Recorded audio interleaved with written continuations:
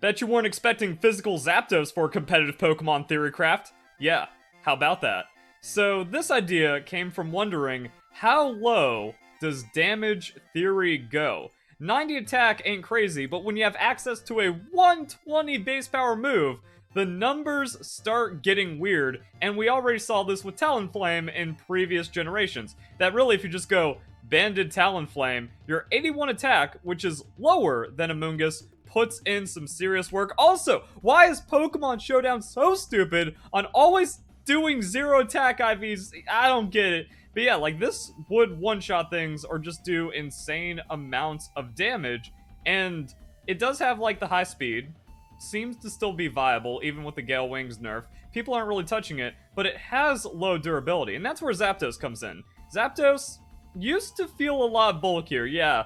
90, 85, 90 has gotten power crept, but it still has bulk. Also, having higher hit points than average is going to be really good for the recoil, so there's a couple of things to work here. Electric Flying, very good typing. Static, good ability. Also, Pressure actually has some good usage. Now, if you're doing Tank Zapdos, you want the Pressure. If you're going to be doing Offensive Zapdos, you want the Static. That way, they hit you, you survive because you're Zapdos, even with, like, minor bulk investment. And then everything's going to be fine. There's a 30% chance now you outspeed them because they're paralyzed, and the interactions get all kinds of weird. And you might be thinking, well, we already have a physical Zapdos with Galarian Zapdos. Yes, but I'm exploring all kinds of different options, just kind of see, again, where damage theory goes. So, here's a weird thing. Uninvested 125, same as invested 252. Actually, we can go, like, Adamant, and then that's higher, but then also we can go Adamant here, and the numbers get weird. But then, like, here's another idea of how damage theory and all these Pokemon theories work, is if you look for something and then find a counterpart and just find a better Pokemon, well, now we're cooking. So with this, well, if Zapdos works, that means we don't have to invest, and we can do, like, bulky, weird Zapdos. And hey, it's the Scizor we just theory crafted that actually works. I did a video showing it working. That Scizor is actually really good. So exploring every facet of a Pokemon by applying these theories gets some weird results. Because, you know, for an offensive Pokemon, maybe a defensive Pokemon do, like, bulk up or Swords Dance plus 0 attack and maybe find a way. But an offensive Pokemon, no, you want to invest into attack to make it as successful as possible. But with this, maybe we have something. Also, 100 natural speed just kind of outspeeds everything in this bulky meta. And again, we're seeing, like, more special skew with Iron Bundle, Fluttermane, Golden Go, Pokemon like that. Might just need to catch a Golden Go speed tier. That could get weird. So, like, there's a lot to kind of work with here. But now, if we just kind of look at it like that, we're getting free stats on Galarian Zapdos. And maybe even the physical Zapdos is viable. Now, our physical coverage is pretty bad. We can go, like, Brave Bird, Wild Charge. We have access to the Drill Peck, which is going to hurt, and maybe it has, like, some kind of 1% win rate option where Zapdos is low, Brave Bird will self-KO you, so what you want to do is, like, bring Zapdos as a revenge or a free switch into, like, a heavily resisted hit or a ground-type move, Drill Peck finish off the opponent, but instead of getting KO'd on the Brave Bird, Drill Peck for that extra damage that then can convert the game. So Zapdos, much like many Pokemon that probably needs its own exploration, is a pretty solid 1-for-1 plus with this kind of layout. And then, I don't know what else you run here. Facade, just in case, like, you get statused by something. But yeah, you don't really have too much else on the physical. I'm not saying, like, oh, this is the next busted thing, so consider running it. It's just kind of like an experiment, an idea on what you do. And then, of course, you need the choice band, and that's where we are pushing damage theory. So what does 90 base attack choice band look like? Don't have Adamant Nature just yet, but we can go Adamant Nature, full investment. Again, speed, whatever, but then we can just go like 2 hit points, thus giving us more hit point bulk to wall break with the Brave Bird, and our damage is starting to come together. But what about Terra Flying? What about Choice Band? And then that means our damage analog Silvally gets one shot at level 50. So, I mean, it's one of those things where bet you didn't expect that. To where Zapdos with Brave Bird can one-shot any sweeping Pokemon neutrally, and just has like crazy wall breaking potential, can two-shot tanks before they can even severely hurt you. You have natural speed on top of some interesting and survivable bulk. Like, we use Silvally as the upper end with 95 95s, and if Pokemon don't catch that, your 90 85, especially with hit point investment, is going to be really good. Now, in that line of, yeah, I bet you weren't expecting that, again, with Talonflame kind of expecting it, but Talonflame didn't have the Terra Flying bonus 30% damage back in Generation 6 with the always priority Gale Wings. I mean, like, why aren't people just running the Gale Wings and then, like, bulk Talonflame and you're accomplishing the same things and you're also catching speed tiers? So, let's look at that. Terra Flying beats Iron Bundle and you get that first priority move, so I mean, what about a 1-for-1 sack lead on the Talonflame? And then, like, yeah, this has special defense investment, which probably has, like, some kind of interactions and then, like, a specific speed tier. So you can run, like, some kind of weird Talonflame. I haven't seen it, especially in, like, the Battle Stadium. Because that's another idea behind running high damage recoil moves. Is, okay, 6v6, not as crazy, but if you go 2-for-1, that's still a significant advantage in 6v6. But, like, let's say, in theory, you have a Pokemon that outspeeds everything and one-shots everything. Well, 3 KOs, 33% recoil. You go 3-for-1, because, like, you get fainted on your own recoil, but then their last Pokemon's KO'd in 3v3 and you win the game. So that doesn't really matter. Why is no one running Talonflame? Especially because you have those other options with the Flare Blitz, so you can, like, kind of choose a move to use and then get the KO. Talonflame also having some weird stuff, like, what about the Life Orb? This brings its own flavor because Life Orb with the Terra Flying is enough damage to KO most of the Pokemon that you need to KO, and then you have the freedom to change moves and potentially respond to some other things that the opponent's trying to do. Let's go Life Orb, and then we can do something like a Quick Attack. Boom. So now we can, like, KO something, guaranteed trade with the Quick Attack unless Ghost-type Pokemon or some kind of weirdness. So we got Quick Attack, Flare Blitz, Brave Bird, Terra Flying, and I don't know, something else you can run. Taunt. Life Orb affords you that, and then, like, you can just still do some nasty shutdown things on opponents. Even though, like, wall breaking means trying to get through them, one thing I keep making fun of my opponents for is if they play too honest, it's like, bro, if you're going to wall break, just bring an Encore Dragonite with Fire Spin or something, because that, like, anti-tanking, Encore, Taunt, Whirlwind, all that stuff is just so much better than trying to just, like, bully out a Pokemon on raw damage or getting cute and honest. Now, this video isn't about Talonflame, so I'm not going to seek, like, the most efficiency, even though it seems like the 1v1 set might have something on, like, whatever their EV investment was. But you do want the hit point investment, that way you feel the recoil a bit less. It's one of those things where it's like, yeah, we're not really gaining too much, 26 hit points. That's another, like, 60 damage on the opponent that you survive. And that's a third of an opponent's health, so maybe that matters. So if you're eating a non-stab super effective special attack, it's probably the same as this. So yeah, I think this Talonflame is probably fine and probably works pretty well.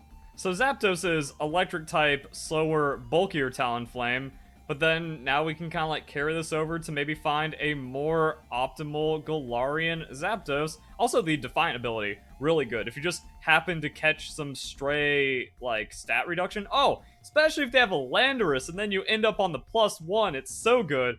I was thinking, yeah, just max hit points, max attack.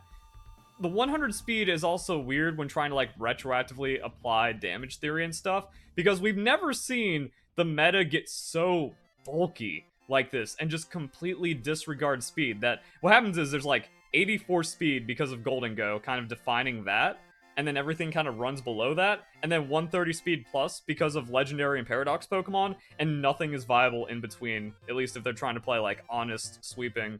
So Zapdos, back in other times where you have, like, Mega Evolution or, like, more common Pokemon running around the 110 speed, especially special attackers using super effective hits or something, Zapdos is a bit more uncomfortable, but I think this still has, like, some weird viability options. But now we're in a world where Zapdos just outspeeds on 100 invested, and that's actually really nasty when you have, like, max attack, max defense, and you're one-shotting things. And then I was thinking, alright, how do we adapt this to other Pokemon like Galarian Zapdos? So Galarian Zapdos, technically bulkier with 5 more defense, and then the same stat line, but just skewed physical, so it's just better. And I was thinking, yo, this actually seems viable, again, as a wall-breaking Pokemon, but I was more thinking on the coverage side, where, like, you go Terra Dark for the Terra Blast, and then, like, you just destroy Ghost-type Pokemon, Golden Ghost, stuff like that. Still have the Brave Bird, because that finds some crazy damage. Thunderous Kick for wall breaking. 100% chance lower target's defense. Nothing likes getting acid sprayed. Nothing likes getting its defensive setup reduced as it's trying to set up. And then, like, you're making things really uncomfortable, even for Iron Defense Pokemon. And then sub for tanks, because you just have all of that coverage while getting the most durability out of your Galarian Zapdos. Carrying over from the success on Scizor, Citrus Berry works really well. And I was even thinking, like, okay, if this works, it might be one of those, like, very fraudulent angles where we can use a center item. We can take this noob trap and actually make it successful. Reason why Shell Bell sucks is that it's always worse than leftovers unless you're one-shotting. Kind of idea. Because, like, okay, Pokemon has a set amount of health.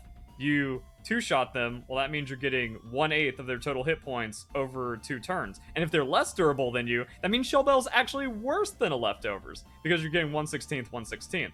Now, if you do one-shot them, you're getting an 1/8, which is half a Citrus Berry, so 2 one-shots is equivalent to a Citrus Berry in durability. Now, the timing of healing on Shell Bell might be better, like if you take 40% and then one-shot them, or heal up off of a hit or something, or you have a leftover slot already taken. I don't know, that's where it starts getting weird, like, maybe Shell Bell, but 99% chance no. Now we can get rid of Substitute, run Assault Vest, and this actually looks devastating, and we get access to the Trailblaze, and now the numbers go crazy. Choice specs, Iron Bundle, Hydro Pump does not KO us. We can Trailblaze and then find a number where we're just faster than it that also preserves bulk, so 204. Yeah, that's pretty good. Actually, all we need is the 214, that way we outspeed Dragapult. 180 speed EVs, that gives us 76 EVs in defense, or again, because we do have the Brave Bird in our pocket, we are going to be running that into the hit points or something, but let's keep working this out. So, we just survive before the Assault Vest comes into play, and then we also just have the options advantage. If it's booster energy for special attack, well, that's just weaker than choice spec, so Trailblaze, outspeed, Thunderous Kick. If it's speed, we're not going to catch it, so we just Thunderous Kick, one-shot it with this setup. And then we can also just kind of do whatever, Trailblaze, Thunderous Kick to cover for a potential Focus Sash. We survive the specs, and then we also just have health to survive with. We now outspeed, so if we one-shot the Pokemon that's coming in, well, yeah, it doesn't really matter. Even if it's like a Brave Bird, I think we're still going to have enough hit points to survive that. So there's a lot of situations where Galarian Zapdos is a 1-for-1 plus at worst. And the cool thing about 1-for-1 plus is that you get the response advantage, the revenge, while your opponent is also weakened. And then, like, that can just, again, snowball into another 1-for-1 plus and you win the game. Easy. So we have all this stuff going on. It can snowball against sweeping Pokemon. It can break down physical Pokemon, and it's still, or not physical, defensive Pokemon, and that still just hurts. Now, we don't have the crazy Terrestrial Choice Band one-shots because we're going for coverage wall breaking. You can still just run Choice Band on this thing and whatever flavor you want, max hit points, and not care about speed because, again, you're wall breaking, and then everything gets crazy from there. So, yeah, like 70% to Silvally, still pretty good. Let's drop this down to 80-80. Okay, so yeah, like, it's gonna change the numbers around to where it doesn't need to be a Frail Sweeper to get one-shot by the Brave Bird, but again, this is where the coverage comes into play. How about you one-shot Meowscarada with Thunderous Kick instead? You know, something like that. Also, if you get Defiant Proc, then there's your free Choice Band with extra durability and the freedom to attack, and because we are investing with our, like, attack stat, it's going to effectively give us the Terrestrialization damage boost. Cool. What else can Galarian Zapdos do? What about Agility? Covered attacker behind a Citrus Berry. Yeah. You get full durability on 90-90-90, which is pretty good. Your 125% effective hit point pool means you're a 3-hit KO. So take a hit, Agility, and then you can hit them, take another hit, and then hit them for the KO. Or, again, you just find the super effective coverage, and you win the game. And speaking of Golden Ghost speed creep, Golden Ghost doing all kinds of weird things. They started off kind of bulky and then they got like more and more speed, and now they're pretty much trying to sweep with the 84 speed, but you can do that when you're this much of a power crap Pokemon. Not seeing as much Timid as the Modest, but who even knows, just trying to get as much damage with as much tank outspeeding as possible. So how do we catch that? At level 50, 132 speed EVs. But the damage calculation is where this gets weird. So it's a 75% chance to KO a Choice Specs Modest Golden Go.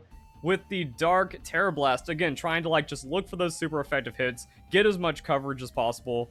I mean, it is successful in a way because 87-95 is on the upper end, but this is power creep, and it's kind of wild. We have legendary Pokemon using a super effective Terra boosted hit, and then we have String Cheese. And String Cheese wins on the Make It Rain. Like, you get the outspeed, cool. But Modest Choice specs Make It Rain just too strong. 25% of the time? Wait, forgot about Salt Vest. We win, but it's still not as clean as you want to see into Golden Go. Bro, why do people sleep on so many Pokemon in the game? You'd imagine with, like, the amount of player base that Pokemon should have that one person just experiments with one Pokemon and has an IQ above room temperature, and then we should be finding crazy stuff all the time. But no, it's really just me. And again, you can banded wall break with this thing, and it's going to be pretty good. Or you can even find success with the regular Zapdos, because what if they switch you in a Chansey to this and you just body them? I don't know. Game is crazy. So I hope you guys enjoy the video. Hope you guys enjoyed this theory craft. Have a nice day. Thank you very much for watching.